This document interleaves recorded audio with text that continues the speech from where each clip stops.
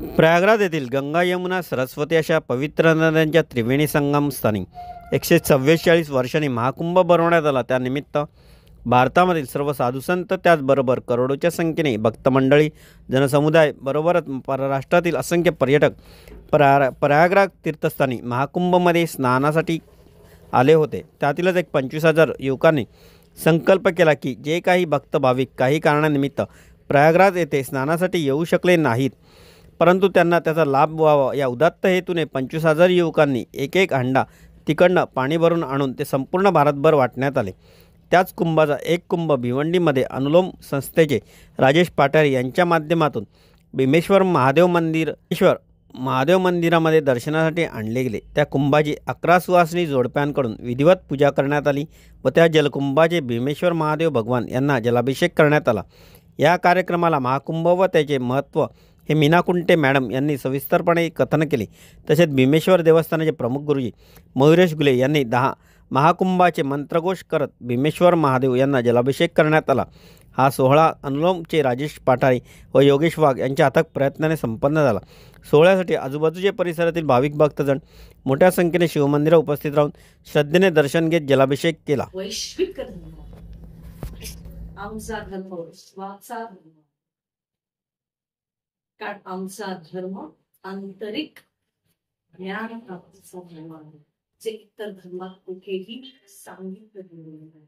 म्हणून या धर्माचं अट्रॅक्शन, आकर्षण प्रयागराजाच्या संगम तीर्थावर अनेक संत महंतांच्या विचार मंथनातून गंगा यमुना सरस्वतीचं पावन झालेलं हे जल देशभरातल्या 25,000 युवकांनी एका कलशामध्ये भरून घेतलं आणि एक कलश भारताच्या वेगवेगळ्या प्रांतात वेगवेगळ्या गावांमध्ये नेण्यात येणार आहे। आणि त्यामागे हिंदू धर्म सर्वतोपरी आपापले पंथानुपंथ त्यानंतरही ही या कुंभमेळ्याच्या निमित्ताने दृढ झालेली भावना लोकांपर्यंत पोहोचण्यास असे महत्वाचं काम या कलश यात्रेतून अनेक संत महंत करू इच्छितात। आज आपण भिवंडीकर खरंच नशीबवान आहोत की प्रयागराजाच्या संगमावर पवित्र जल आज या महाकुंभाच्या निमित्ताने, समरसतेच्या कुंभाच्या निमित्ताने आपल्यापर्यंत आलंय। हे फक्त जल नाही, हे फक्त संगमाचं पाणी नाही, तर हा एक विचार आहे। या कलशामध्ये एक विचार आहे।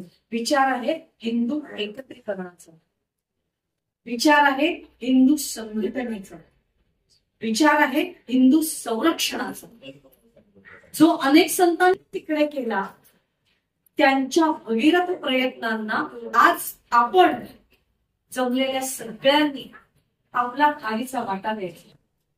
आपण ही एक संकल्प सोडूया की आजपासून मी माझी ओळख हिंदू म्हणून सांगेन।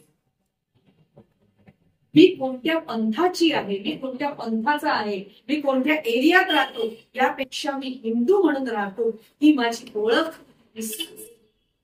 या संकल्पनेला उचवण्यासाठी जे जे काही आपल्याला करता येईल ते सगळे प्रयत्न आपण करूया। परमेश्वर, देवांचे देव भीमेश्वर आपल्याला ही बुद्धी देव आणि आपल्या हातूनही सगळ्यांच्या हातून हिंदू धर्म, हिंदू संस्कृती संवर्धन, संरक्षण होईल अशी प्रार्थना करून माझे 4 शब्द। जय हिंद, जय महाराष्ट्र, जय हिंद राष्ट्र।